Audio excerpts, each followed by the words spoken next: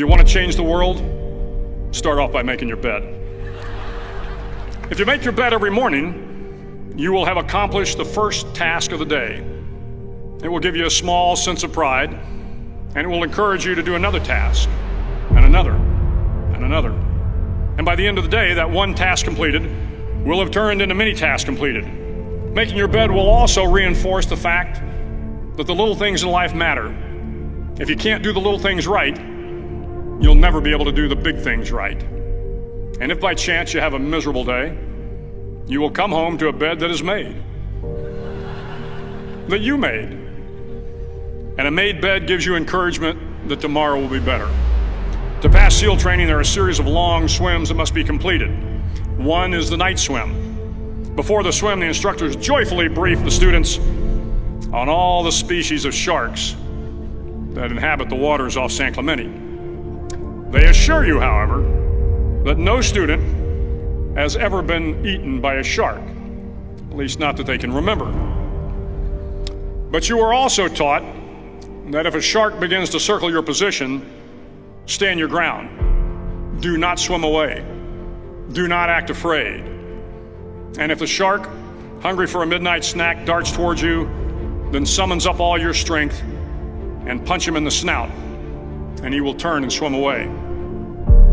There are a lot of sharks in the world. If you hope to complete the swim, you will have to deal with them. So if you want to change the world, don't back down from the sharks.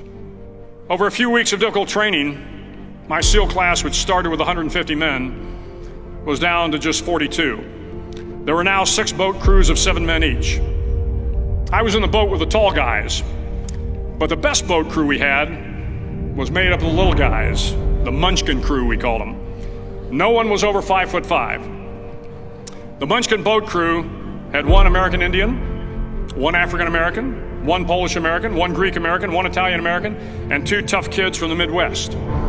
They out-paddled, outran, and outswam all the other boat crews.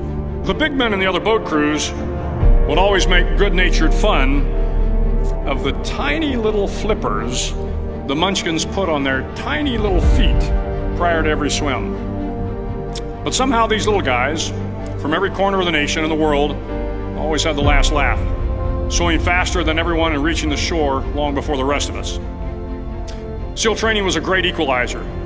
Nothing mattered but your will to succeed, not your color, not your ethnic background, not your education, not your social status. If you want to change the world, measure a person by the size of their heart, not by the size of their flippers. The 9th week of training is referred to as Hell Week. It is 6 days of no sleep, constant physical and mental harassment, and 1 special day at the Mud Flats. The Mud Flats are an area between San Diego and Tijuana where the water runs off and creates the Tijuana Sloughs, a swampy patch of terrain where the mud will engulf you. It is on Wednesday of Hell Week that you paddle down to the Mud Flats and spend the next 15 hours trying to survive this freezing cold, the howling wind, and the incessant pressure to quit from the instructors. As the sun began to set that Wednesday evening, my training class, having committed some egregious infraction to rules, was ordered into the mud. The mud consumed each man till there was nothing visible but our heads. The instructors told us we could leave the mud if only 5 men would quit. Only 5 men, just 5 men, and we could get out of the oppressive cold. Looking around the mud flat, it was apparent that some students were about to give up. It was still over 8 hours till the sun came up. 8 more hours of bone-chilling cold.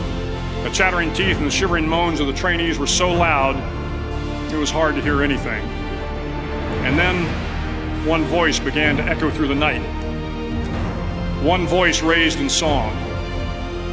The song was terribly out of tune, but sung with great enthusiasm. One voice became 2, and 2 became 3, and before long, everyone in the class was singing.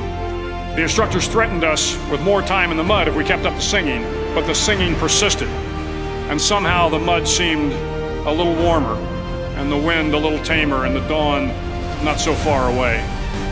If I have learned anything in my time traveling the world, it is the power of hope. The power of one person, a Washington, a Lincoln, King, Mandela, and even a young girl from Pakistan, Malala. One person can change the world by giving people hope. So if you want to change the world, start each day with a task completed. Find someone to help you through life. Respect everyone. Know that life is not fair and that you will fail often.